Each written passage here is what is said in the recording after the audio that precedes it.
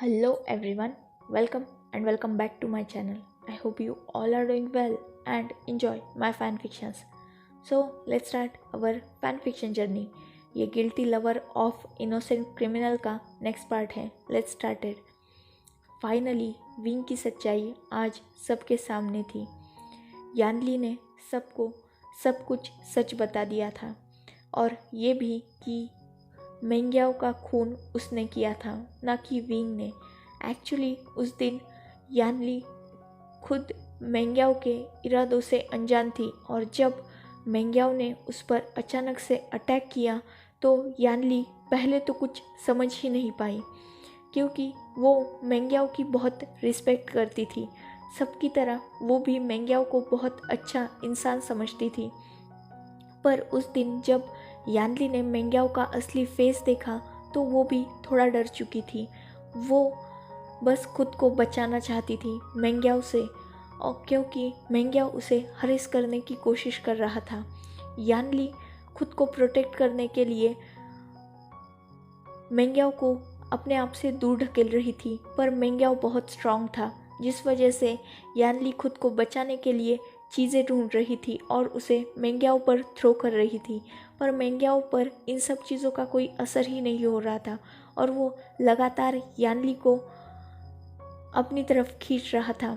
एक वक्त ऐसा आया कि मेंग्याओ ने यानली को पूरी तरीके से अपने आर्म्स में खींच लिया था और वो उसे हरेस करने की कोशिश कर रहा था, जिस वजह से यानली अपने हाथों में जो भी पहली चीज़ आई उसे पकड़कर मेंग्याओ को मारना स्टार्ट कर दिया, और वो था वो कैंडल स्टैंड. यानली मेंग्याओ को बस अपने आप से दूर करना चाहती थी, उसकी जान नहीं लेना चाहती थी, पर वो वार इतने तेज थे कि गलती से मेंग्याओ मर चुका था. ऑन दी स्पॉट ही उसकी डेथ हो चुकी थी.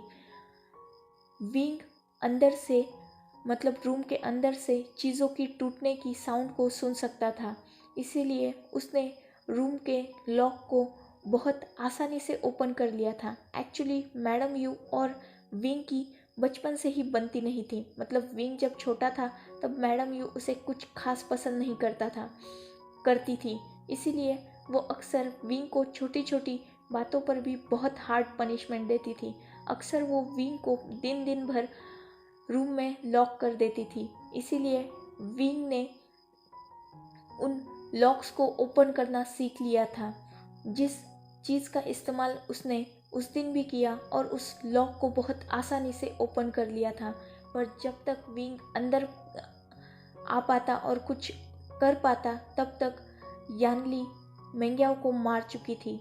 विंग तब छोटा था और उसे बस अपनी शीजे को बचाना था, जिस वजह से उसने अपनी शीजे को उस वॉशरूम में लॉक कर दिया और कैंडल स्टैंड को अपने हाथ में पकड़ लिया और सबको ये बताया कि उसने मेंग्याओ को मारा है. यानली को उस दिन कुछ भी समझ में ही नहीं आ रहा था. पहले तो उसने इतना सब कुछ सफ़र कर लिया था और सीधा उसने खून ही कर दिया था. वो बहुत डर चुकी थी, पर विंग ने उसे काम डाउन किया था और यानली का इल्ज़ाम भी अपने सर ले लिया था और यानली से ये वादा भी लिया था कि वो किसी को भी सच्चाई नहीं बताएगी. उस दिन इनोसेंट होने के बावजूद विंग क्रिमिनल बन चुका था. यानली भी ये सब जानबूझकर नहीं करना चाहती थी, पर मेंग्याओ ने सिचुएशन ही ऐसी क्रिएट कर दी थी कि उसे मेंग्याओ को मारना ही पड़ा. फिर भी विंग ने यानली को प्रोटेक्ट किया था. वहाँ खड़ा हर एक इंसान जानता था कि विंग यानली से बहुत ज़्यादा प्यार करता था. इनफैक्ट ये बात जियांग चैंग, जियांग फैंगमियान और मैडम यू के शॉकिंग थी, पर फिर भी उन्हें इस बात पर आसानी से यकीन हो गया था, क्योंकि बचपन से ही विंग यानली के बहुत करीब था और यानली को प्रोटेक्ट करने के लिए विंग कुछ भी कर सकता था. ये बात उन तीनों को बहुत अच्छी तरह से पता थी और आज विंग ने ये साबित भी किया था कि वो अपनी शीजे के लिए कुछ भी कर सकता है. यहाँ तक कि उन्होंने किए गुनाह की सज़ा वो खुद भी भुगत सकता है. वो सब लोग अभी भी शॉक में थे और अपने गिल्ट में थे। ये सब सोच ही रहे थे कि अचानक मैडम जिन सामने आती है और वो यान्नी की तरफ गुस्से से देखते हुए कहती है, तुम सब लोग झूठ बोल रहे हो, मेरा बेटा ऐसा कुछ कर ही नहीं सकता। वो तो बहुत भोला था, कितना सीधा था। तुम दोनों भाई बहनों ने मिलकर उसे फंसा दिया और उसकी जान ही ले ली। तुम सब झूठ बोल रहे हो, मेरा बेटा ऐसा कुछ कर ही नहीं सकता। तब जिन जिशान खड़ा होता है और अपनी माँ पर फर्स्ट टाइम चिल्लाते हुए कहता है, बस करो माँ, और कितना उस पर अंधा विश्वास करोगी। वो एक सच में बास्टर्ड था।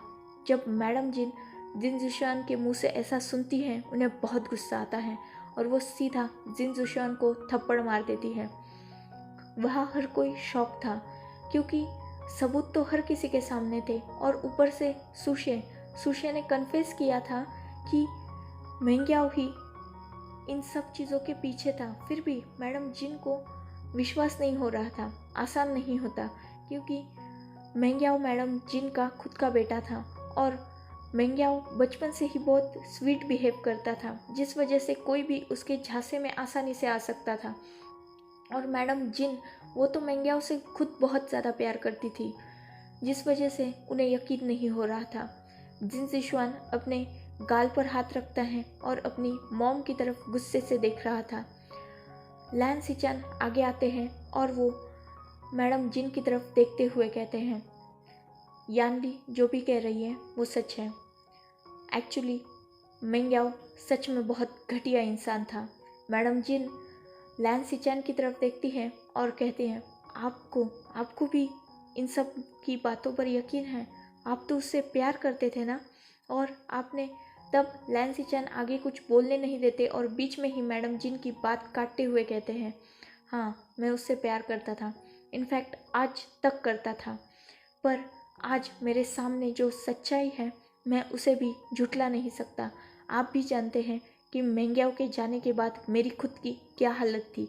मैं 7 सालों से मेंटल हॉस्पिटल में था और ट्रीटमेंट ले रहा था, पर फिर भी आज मैं यानली पर और वी वुशियान पर यकीन करता हूँ क्योंकि मेरे पास ऐसे बहुत सारे सबूत विंग ने भेजे हैं कि जिससे ये साबित होता है कि मेंग्याओ एक घटिया पर्सन था। अगर आपको यकीन नहीं हो रहा तो आप सब भी वो सबूत देख सकते हैं। इतना बोलकर वो अपने ब्लेज़र के पॉकेट से कुछ पेपर्स निकालते हैं और उनकी तरफ बढ़ा देते हैं।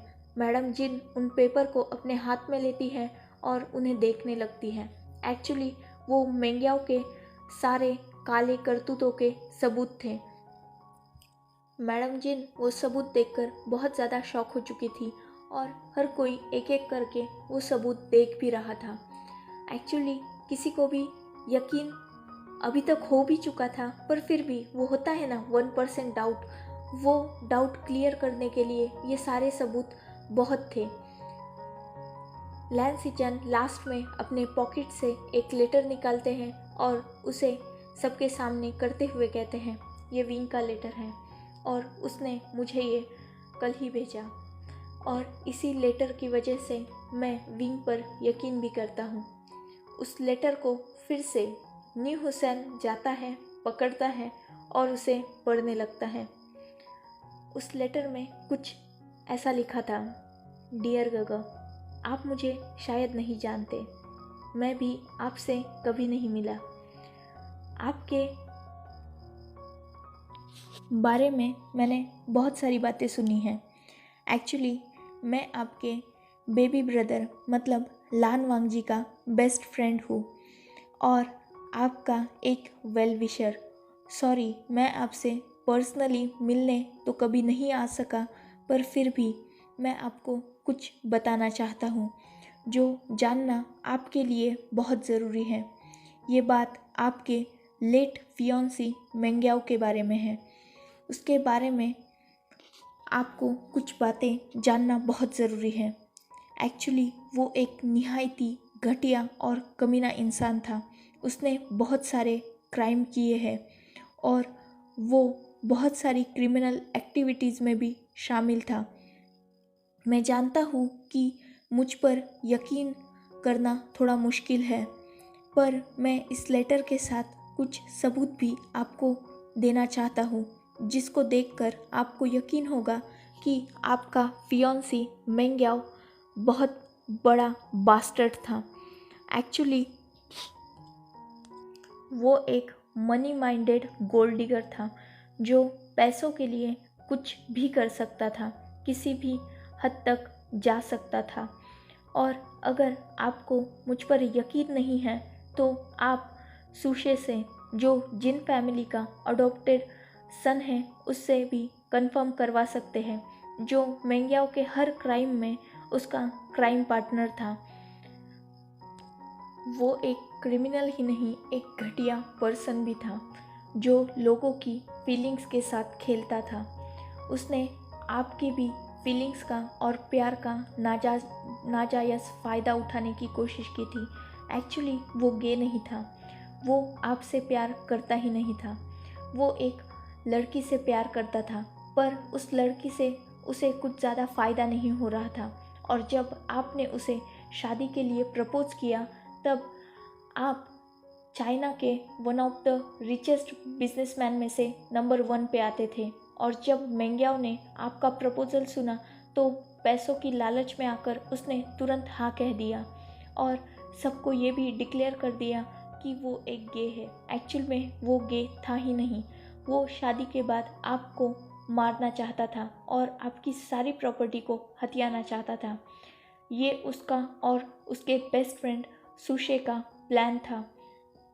वो दोनों भी शादी के बाद आपको ख़त्म करके सिर्फ आपकी प्रॉपर्टी को पाना चाहते थे। मैं जानता हूँ मुझ पे यकीन करना थोड़ा मुश्किल है। पहले तो आप मुझे जानते नहीं हैं और एक अनजान के बात पर यकीन करना थोड़ा मुश्किल होता है, पर मेरा यकीन कीजिएगा ग, मैं भी आपको पर्सनली नहीं जानता हूँ, पर मैंने आपके बारे में बहुत सुना है। इसीलिए आप पर यकीन करके मैं आपको एक पेन ड्राइव देना चाहता हूँ। ये पेन ड्राइव बस आपको ये प्रूफ करने के लिए है कि आपका फियोंसी बहुत घटिया इंसान था। पर प्लीज़ गग, इस पेन ड्राइव को किसी और के हाथ में मत लगने देना और इसे डिलीट कर देना। मैं आप पर बहुत यकीन करके ये पेन ड्राइव दे रहा हूँ। इस पेन ड्राइव में बस मैं चाहता हूँ कि आप अपने फियोंसी की सच्चाई देखें और बाद में इसे डिस्ट्रॉय कर देना। प्लीज़ गग, इतना मैं मुझ पर एहसान कर देना। मैं बस आपको आपकी नॉर्मल लाइफ में वापस लाना चाहता हूँ, क्योंकि एक पर्सन है आपकी भी ज़िंदगी में जो आपसे बहुत ज़्यादा प्यार करता है। वो आपकी बहुत केयर करता है और आपके लिए कुछ भी करने की ताकत भी रखता है। उस पर्सन को आपकी ज़रूरत है। वो पर्सन आपके बिना बहुत ज़्यादा कमज़ोर हो चुका है और बहुत ज़्यादा टूट रहा है। आपको वापस अपनी लाइफ में, नॉर्मल लाइफ में आना होगा, क्योंकि उस पर्सन को आपकी बहुत ज़्यादा ज़रूरत है। अगर ऐसा ही चलता रहा तो वो पर्सन टूट जाएगा। वो पर्सन कोई और नहीं, आपका छोटा भाई, आपका बेबी ब्रदर लान वांगजी है। उसे आपकी ज़रूरत है। प्लीज़ गगा, इस पेन ड्राइव को, जो भी इसमें क्लिप है, उसे देखकर तुरंत बाद में इसे डिस्ट्रॉय कर देना और किसी और के हाथों में मत लगने देना, क्योंकि ये पेन ड्राइव मेरे किसी स्पेशल पर्सन का है और मैं नहीं चाहता कि उसकी ज़िंदगी बर्बाद हो जाए। मैं बस आपको आपकी ज़िंदगी में वापस लाने के लिए इतना बड़ा रिस्क ले रहा हूँ और आप पर यकीन कर रहा हूँ, क्योंकि आपके भाई ने मुझे आपके बारे में बहुत कुछ बताया और मैं ये भी जानता हूँ कि आप भी बहुत अच्छे नेचर के पर्सन हैं और आप किसी को भी हर्ट नहीं करना चाहेंगे। इसीलिए मैं आप पर यकीन करके आपको ये सबूत दे रहा हूँ। होप कि आप मेरा यकीन नहीं तोड़ेंगे और बहुत जल्द अपनी लाइफ में वापस आने की कोशिश करेंगे, क्योंकि आपके आसपास के लोगों को और स्पेशली आपके छोटे भाई मतलब आपके बेबी ब्रदर को आपकी ज़रूरत है। मैं चाहता हूँ कि आप भी एक खुशहाल ज़िंदगी जिए जो आप डिज़र्व करते हैं। मेंग्याओ जैसे घटिया इंसान की आपकी लाइफ में कभी भी कोई जगह नहीं थी। मैंने ये सब कुछ बस वांगजी को खुश देखने के लिए किया है। सो प्लीज़ गगे अपनी लाइफ में वापस आ जाइए। और एक लास्ट बात, मैंने स्टार्टिंग में इस लेटर के जो लाइन लिखी थी वो झूठ थी।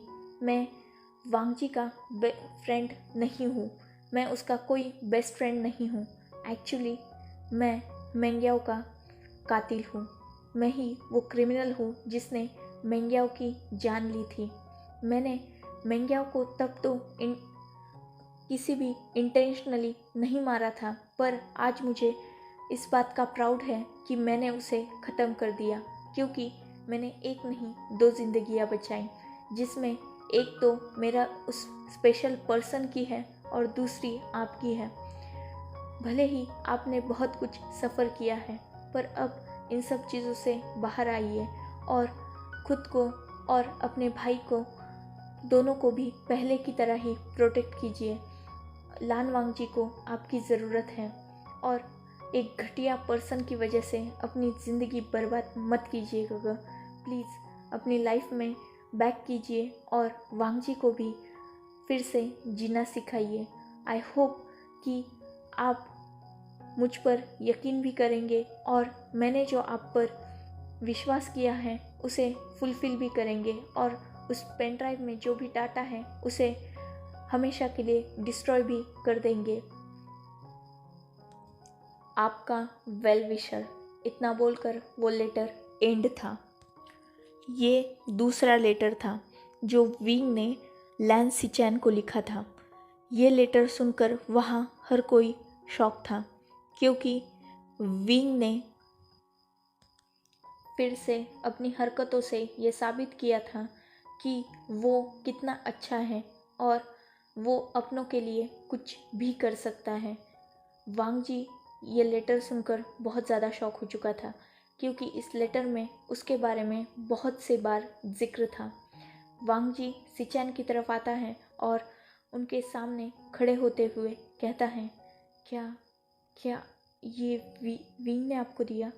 तब लैन सिचैन अपना हेड ना में शेक करते हुए कहते हैं, एक्चुअली ये मुझे एक वार्ड बॉय ने दिया।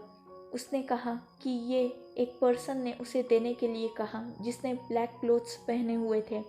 मैं कंफर्म नहीं जानता कि ये विंग ही है, क्योंकि इस लेटर में उसका कोई नाम मेंशन नहीं है, पर हाँ, मैं ये जानता हूँ कि शायद ये वी वुशियान ही हो सकता है, क्योंकि इस लेटर की राइटिंग और यानली को जो लेटर आया उसकी राइटिंग बहुत सी सरीकी है। यानली अचानक खड़ी हो जाती है और कहती है, कौन सा लेटर? तब नी हुसैन उस लेटर को यानली को दे देता है जो यानली के लिए था। यानली उस लेटर को पढ़ना स्टार्ट करती है और जब वो उस लेटर को एंड तक पढ़ती है वो रोने लगती है। उसकी आंखों में आंसू थे और वो उस लेटर को अपने हाथ में बहुत टाइटली पकड़ रही थी। जिन जुशान और जियांग चैंग तुरंत यानली के पास आते हैं और वो दोनों यानली को संभालने लगते हैं और लान वांगजी लैन सिचैन की तरफ देखते हुए पूछता है, तो आपने विंग को देखा ही नहीं? तब लैन सिचैन कहते हैं, नहीं, मैं तो वी वुशियान को जानता भी नहीं हूँ। मैं तो बस इतना जानता था कि मतलब पहले भी मैं उससे कभी मिला नहीं था, पर फिर भी मैं उसे बस जियांग्स के अडॉप्टेड सन की तरह जानता था और उसके बारे में सुना था, पर मैंने उसे कभी देखा नहीं था। और मुझे ये पता चला था बाद में कि मेंग्याओ को उसने मार दिया, पर तब भी मैंने उसे देखा नहीं था, जिस वजह से मैं नहीं जानता। और हॉस्पिटल में भी ये लेटर मुझे देने के लिए एक वार्ड बॉय आया था। उसने मुझे उस पर्सन के बारे में कुछ भी नहीं बताया, सिवाय इस बात के कि उसने ब्लैक क्लोथ्स पहने हुए थे।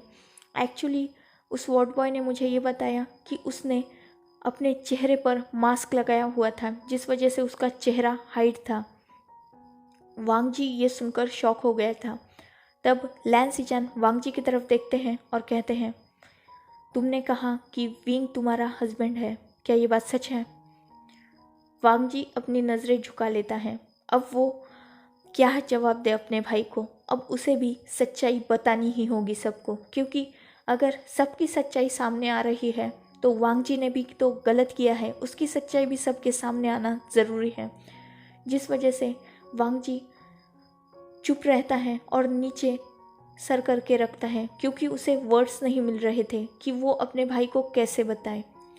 लैन सिचैन वांग जी की तरफ एक कदम बढ़ाते हैं और उसके चिन पर हाथ रखते हुए उसके हेड को ऊपर करते हैं और उसे मजबूर करते हैं अपनी आंखों में देखने के लिए। फिर उससे पूछते हैं, क्या वी वुशियान तुम्हारा हस्बैंड था? वांग जी हल्के से अपनी नज़रें झुकाता है और जस्ट अपना हेड नोट करता है। तब लैन सिचैन अगला सवाल पूछते हैं, तो फिर जो सुशे ने नीचे कहा, क्या वो सब सच है? वांग जी के पास कोई वर्ड्स नहीं थे, वो क्या बताए अपने भाई को। तब लैन सिचैन हल्के से अपनी आवाज़ रेज करते हुए पूछते हैं, मैंने कुछ पूछा वांग जी, क्या सुशे ने नीचे जो कुछ भी कहा वो सच था? क्या तुमने सच में विंग को कैद करके रखा था? वांग जी अभी भी चुप था। तब सिचैन और भी अपनी आवाज़ को बढ़ाते हुए वांग जी से थोड़ा दूर होकर उसके सर को ऊपर करते हुए पूछते हैं, मैंने तुमसे पूछा क्या विंग को तुमने कैद करके रखा था? वांग जी अब अपने भाई की आंखों में देख रहा था और कहता है, हाँ मैंने विंग से शादी की थी और वो शादी बस उससे बदला लेने के लिए की थी, क्योंकि मुझे ऐसा लगता था कि आप आज जिस भी कंडीशन में हो उसकी वजह विंग है। लैन सिचैन शॉक हो चुके थे और वो वांग जी की तरफ देखते हुए कहते हैं, मतलब तुमने सच में विंग को कैद करके रखा था अपने पास? तब वांग जी हाँ कहता है, जस्ट अपना हेड नोट करके। लैन सिचैन वांग जी की तरफ देखते हैं और कहते हैं, मुझे पूरी बात बताओ। तब वांग जी लैन सिचैन की तरफ देखता है और कहता है, मुझे माफ़ कर दो गगा, मुझे लगा था कि मेंग्या बहुत अच्छा इंसान है और आप आज जिस भी कंडीशन में हो उसकी वजह विंग है, क्योंकि विंग ने मेंग्याओ को मारा। मैं विंग को गलत समझता था और मुझे पता चला था कि उसे सज़ा हुई, और ये भी पता चला था कि उसके अच्छे बर्ताव की वजह से उसकी सज़ा 1 साल कम हो चुकी थी। पर इस बात का मुझे बहुत गुस्सा आया था, क्योंकि आपकी जो कंडीशन थी उसे देखकर मैं बहुत टूट चुका था और मैं उन सब का रीज़न विंग को समझता था। इसीलिए मैंने विंग से बदला लेने के बारे में सोच लिया था और मैंने विंग को अपने प्यार के जाल में फंसाया। मैंने उसे मजबूर किया कि वो मुझसे प्यार करने लगे, और जब विंग मुझसे प्यार करने लगा, मुझ पर यकीन करने लगा, तब मैंने उससे शादी कर ली। और जब उसने मुझसे शादी कर ली तो मैं उसे अपने साथ एक मेंशन में ले गया, जो जंगल के बीचों बीच हमारी जो प्रॉपर्टी है ना, उसी मेंशन में मैं उसे लेके गया था और उसे मैंने 1 साल से कैद करके रखा था। जैसे ही लैन सिचैन ने यह सुना था वो शॉक हो चुके थे और बाकी सब भी।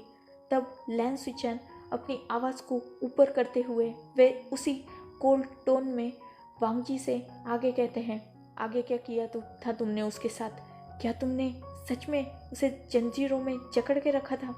तब वांग जी सिचैन की तरफ देखता है और अपनी नज़रों को तुरंत नीचे झुकाकर अपने हेड को नोट करता है और अपने टूटती हुई और थोड़ी रुआसी आवाज़ में कहता है, हाँ मैंने जब आपको जंजीरों में कैद देखा था तो मुझे बहुत गुस्सा आया था, और उस दिन मैं घर पे गया और मैंने उसे भी जंजीरों में बांध दिया और उसे अपने घर में वैसे ही बांध के रखता था।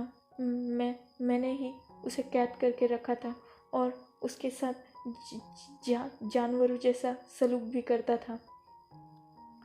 और बाद में वांग जी उसने विंग के साथ जो कुछ भी किया वो सबको बता देता है।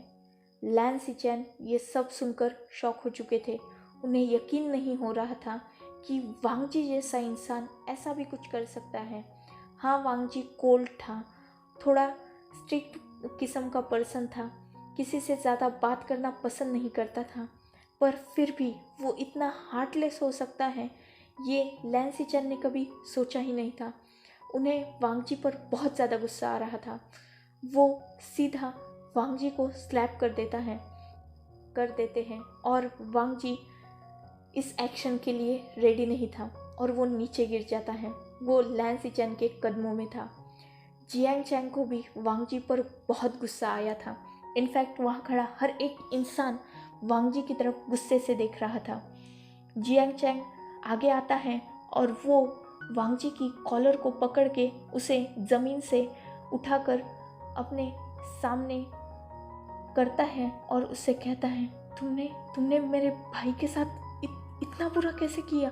तुम इतने घटिया कैसे हो सकते हो? तुमने उसे इतना टॉर्चर किया, उसका रेप किया, वो भी उसकी मर्जी के खिलाफ। वो तुमसे प्यार करता था ना, और तुम्हें क्या एक पल भी उस पर तरस नहीं आया? हम तो ठीक है बेवकूफ़ थे, पर तुम उसके साथ 1 साल रहे थे। क्या तुम्हें एक पल भी नहीं लगा कि वो सही हो सकता है? तुमने एक पल भी सच्चाई जानने की कोशिश नहीं की? तब वांगजी कुछ नहीं कहता, वो बस नीचे देख रहा था। वो क्या कह सकता था, क्योंकि उसकी भी गलती थी। उसने सच्चाई जानने की कभी कोशिश की ही नहीं थी। उसने भी तो लोगों की बातों में आकर विंग को ही गलत कहा था और विंग को ही गलत समझकर उसके साथ गलत बिहेव किया था।